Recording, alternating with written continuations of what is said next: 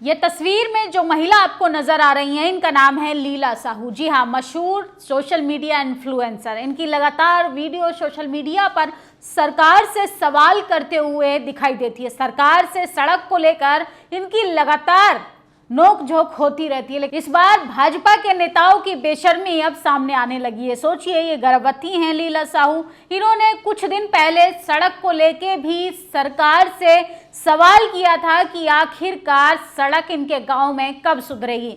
ये मामला तूल पकड़ता हुआ दिखाई दिया। उसके बाद सोशल मीडिया पर ये मामले को भी जैसे तैसे शांत किया।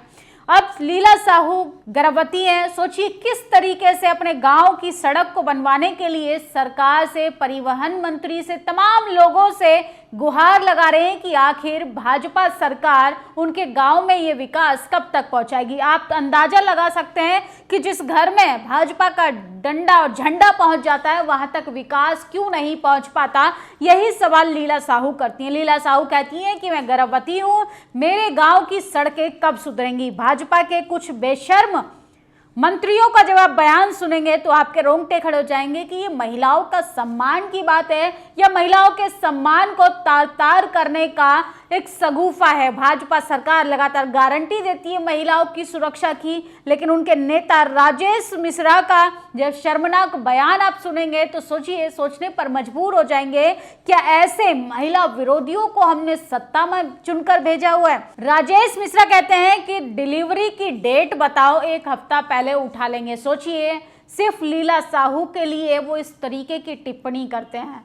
लीला साहू अपने लिए नहीं, अपने गांव के प्रत्येक नागरिक के लिए वो अच्छी सड़क की सुविधा चाहती हैं, लेकिन भाजपा के मंत्रियों की बेशर्मी तो उफान पर है और उन्होंने एक गर्भवती महिला सरकार की नाकामियों की पोल खोल रही है। भाजपा सरकार कांवड़ यात्रियों की गुंडागर्दी बर्दाश्त करने के बाद, पुलिस प्रशासन का प्रोटेक्शन के बावजूद उन पर फूल बरसाने का काम करती है, लेकिन सड़क, नल, इन सब पर बात नहीं करती। कैसे बरसात के मौसम में बच्चे स्कूल जाने के लिए मजबूर हो गए हैं, रास्ते इतने खराब हैं कि अपनी जान को भी हथेली पर लेकर चल रहे हैं।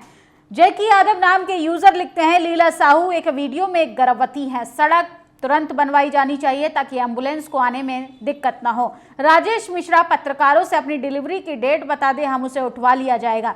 यहाँ लीला साहू एक गर्भवती महिला है जो सड़क बनवाने की मांग कर रही है। वहीं राजेश मिश्रा बीजेपी के सांसद है जो डिलीवरी के लिए उन्हें उठवा लेंगे जैसे शब्दों का प्रयोग कर रहे हैं। अरे सांसद महोदय, यदि सड़क नहीं बनवा सकते तो कम से कम अपनी भाषा को संयमित तरीके से तो रखना चाहिए। भाजपा के नेताओं की भाषा इतनी बेशर्मी वाली है, वो भी महिलाओं के लिए ऐसे शब्दों का चयन करते हैं। सोचिए, जो संवैधानिक पद पर हैं, जो भाजपा के सांसद हैं, वो कहते हैं कि डिलीवरी की डेट बताओ, हम तुमको घर से उठवा लेंगे। सोचिए, उठवाने का तात्पर्य क्या है महोदय। लगातार महिलाओं का सरेआम चीरहरण करते हैं, इस पर कोई बात बहस करने के लिए तैयार नहीं। इस देश में कोई मीडिया है भी? मुझे तो शर्म आती है उन तमाम टीवी चैनल के पत्रकारों पर जो सरकार से, सरकार के तमाम मौजूदा नेताओं से सवाल करने के लिए तैयार नहीं है। एक मात्र महिला जब सवाल करती है सरकार से कि सड़क क्यों नहीं है, नाली का विकास क्यों नहीं है, नल क्यों नहीं है, जल क्यों नहीं है, तो भाजपा के नेता कहते हैं कि अगर गर्भवती हो तो अपनी डिलीवरी की डेट बताओ, हम तुम्हें घर से एक हफ्ते पहले उठवा लेंगे। और सोचिए, इस देश में तमाम पत्रकार जो हैं कैसे खुशी से झूम उठते हैं जब उनको सवाल करना चाहिए था कि आखिर अपनी भाषा को कैसे संयमित तरीके से बोलना चाहिए। एक मौजूदा सांसद को नहीं पता कैसे संवैधानिक दायरे में रहकर बात करनी चाहिए, क्या मौजूदा सांसद को नहीं पता। और सोचिए, ये अच्छे दिन है कि महिलाओं की फजीहत हो रही है, विकास भले ही हो ना हो, देश के अच्छे दिन आने वाले हैं। भागवत और मोदी जाने वाले हैं। पवन खेड़ा का सोशल मीडिया पर ये 1.5 मिनट का वीडियो भी तेजी से वायरल हो रहा है, सुनते जाइए। दोस्तों, कल मोहन भागवत जी ने एक खुशखबरी दी। अक्सर वो खुशखबरी देने के लिए नहीं जाने जाते, लेकिन कल दी। उन्होंने कहा कि 75 साल का होने के बाद इंसान को किसी और को मौका देना चाहिए। अभी खुशखबरी क्यों है? खुशखबरी ये इसलिए है कि 11 सितंबर को मोहन भागवत खुद 75 के हो रहे हैं और 17 सितंबर को नरेंद्र मोदी जी 75 के हो रहे हैं। मैं अक्सर सोचता हूं कि अगर नरेंद्र मोदी जी सियासत में न होते तो क्या करते, कहां होते? मुझे लगता है वो बॉलीवुड में होते। खैर, अब वो बॉलीवुड में तो नहीं गए, तो बॉलीवुड तो बच गया लेकिन देश नहीं बच पाया। 11 साल से जो इस देश की हालत की है, संविधान की हालत की है, संवैधानिक संस्थाओं की हालत की है, अब 17 सितंबर को उससे हमें निजात मिलेगी और 11 सितंबर को भी निजात मिलने का पहला कदम होगा, क्योंकि इसी की जोड़ी है, जो जोड़ी है इन दोनों की, इसी ने संविधान की ये हालत की है, इसी ने देश की आत्मा के साथ खिलवाड़ किया है। तो एक हर्षोल्लास की लहर पूरे देश में कल शाम से दौड़ गई जब से मोहन भागवत जी का ये बयान सबके सामने आया। तो आप सब खुश हो जाइए, क्योंकि भारत की आत्मा के, भारत के संविधान के अच्छे दिन आने वाले हैं, क्योंकि नरेंद्र मोदी और मोहन भागवत जाने वाले हैं।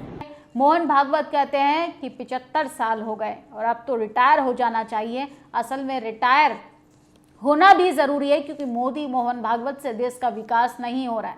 मोहन भागवत किसी संवैधानिक पद पर नहीं है, लेकिन तमाम ऐश और आराम सरकारी खर्चों पर उठाते हैं, कैसे लेविश लाइफ जीते हैं, और अब अच्छे दिन जो हैं इनके जाने वाले हैं। दिल्ली के स्कूल जाते बच्चे, दिल्ली की बीजेपी सरकार उनके मंत्री से कुछ कह रहे हैं और उनकी आवाज़ तक, उनके कानों तक जाएगी। इन बच्चों को नहीं पता मौजूदा वक्त में अब कलम और किताब की बजाय हाथ में हथियार देने की सियासत हावी है। जब आप वोट शिक्षा के नाम पर नहीं, धर्म उन्माद और नफरत के नाम पर दें, तो इसकी सजा नेता के बच्चों को नहीं, गरीब कमज़ोर बच्चों को ही मिलेगी। कुर्सी पाकर ये झुग्गी तोड़ेंगे, किसी का स्कूल चुनना आपको चूक हो गई है क्या? ये शिक्षक और शिक्षक कलम किताब की बात कर रहे हैं, आज भी कर रहे हैं और कल भी करते रहेंगे। तो सोचिए कैसे छोटे बच्चे, स्कूल के मासूम बच्चे इस तानाशाह सरकार से, क्रूर सरकार से सवाल कर रहे हैं कि भाई स्कूल जाना है, हमें सड़कें तो ठीक करवा दो। तमाम तरीके की बीमारियां होती हैं, तमाम तरीके की तकलीफ़ों का सामना करना पड़ता है। सोचिए कलम और किताब को कितना कीमती बना दिया है। ये पहली सरकार है जिसने कलम और किताब, कफन पर, तीनों पर टैक्स लगा दिया है। ये है भाजपा का विकास, और ये है बीजेपी सरकार जो सिर्फ गरीबों की बात करती है होर्डिंग बैनरों पर, और शिक्षा डूब रही है, सरकार मर्ज कर रही है। महोबा जिले में एक सरकारी स्कूल बारिश में पूरी तरह से डूब गया, बच्चों की किताबें बह गई, स्कूल में घुटनों तक पानी आ गया, लेकिन योगी सरकार कहती है बच्चे कम हैं, स्कूल को मर्ज कर दो। स्कूल को बंद किया जा रहा है, मर्ज किया जा रहा है। गरीब बच्चे अब अनपढ़ रहेंगे, अनपढ़ रहेगा तो इंडिया तभी तो धार्मिक बनेगा, इंडिया तभी तो क्राइम बढ़ेगा। तो सोचिए किस तरीके का देश को विकसित भारत बनाना चाहती है। और हरियाणा में एक बच्चे को ट्रेनिंग देती सोशल मीडिया पर राधिका नाम की एक लड़की को उसी के पिता ने मार दिया, लेकिन टीवी चैनल वाले पत्रकार हिंदू मुसलमान जोड़ रहे हैं। क्या किसी लड़की को मुस्लिम लड़का पसंद नहीं आ सकता? क्या किसी बच्ची को किसी से प्रेम नहीं हो सकता? क्या किसी बच्ची को अपनी पसंद चुनने का अधिकार नहीं? जब संविधान सबको समान अधिकार देता है तो ऐसे तमाम जातिवादी, मनुवादी विचारधारा से प्रेरित बाप अपनी बच्चियों का कत्ल कर देते हैं। आज़ादी के 75 साल बाद भी ऑनर किलिंग नहीं रुक रही है। सोचिए एक बाप ने अपनी बेटी को सिर्फ इसलिए मार दिया कि बेटी ने एक मुस्लिम लड़के के साथ रील बना ली थी। ये रियलिटी है समाज की कि इन तमाम मुद्दों पर बात नहीं करता। और खाटू श्याम में श्रद्धालुओं से मारपीट मामले में 4 दुकानदार गिरफ्तार। तेज बारिश के दौरान श्रद्धालुओं ने बारिश में बचने के लिए दुकान में शरण ली। इस दौरान दुकानदार ने श्रद्धालुओं को लाठी से पीटा।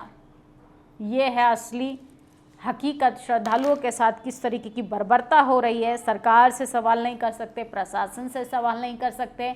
अगर आप श्रद्धालु भी हैं तो आप किसी से शरण भी नहीं ले सकते। सब तरीके से आपकी फजीहत होनी है। वो अलग बात है कि जनता का विकास होर्डिंग बैनरों पर उतनी ही तेजी से दिखाई देता है। बिहार चुनाव सर पर है। मोदी सरकार लगातार डंका बजा रही है कि हम गरीबों की सरकार है। उन गरीबों से, बाढ़ पीड़ित के पास खाने के लिए, दाने दाने के लिए मोहताज हैं। सोचिए जिन बच्चों की बाढ़ में किताबें बह गई, कलम बह गई, उनसे कहा जा रहा है कि स्कूल जाओ। जिन गरीबों को एक वक्त का खाना खाने के लिए भी दिन रात मेहनत करना पड़ता है, उनसे कहा जा रहा है कि पेपर दिखाओ। असल में पेपर जनता के नहीं, पेपर दिखाने चाहिए मोदी सरकार को अपने विकास के। इन तमाम खबरों पर आपकी क्या प्रतिक्रिया, कमेंट बॉक्स में जरूर बताइएगा। शुक्रिया। दस्तक की आपसे गुजारिश है कि अगर इसको बचाना चाहते हैं तो नेशनल दस्तक को सब्सक्राइब करने के लिए रेड कलर के सब्सक्राइब बटन को दबाएं, फिर बेल आइकन की घंटी दबाएं। नेशनल दस्तक को बचाने के लिए बहुत जरूरी है कि हर खबर को शेयर करें, लाइक करें, कमेंट जरूर करें।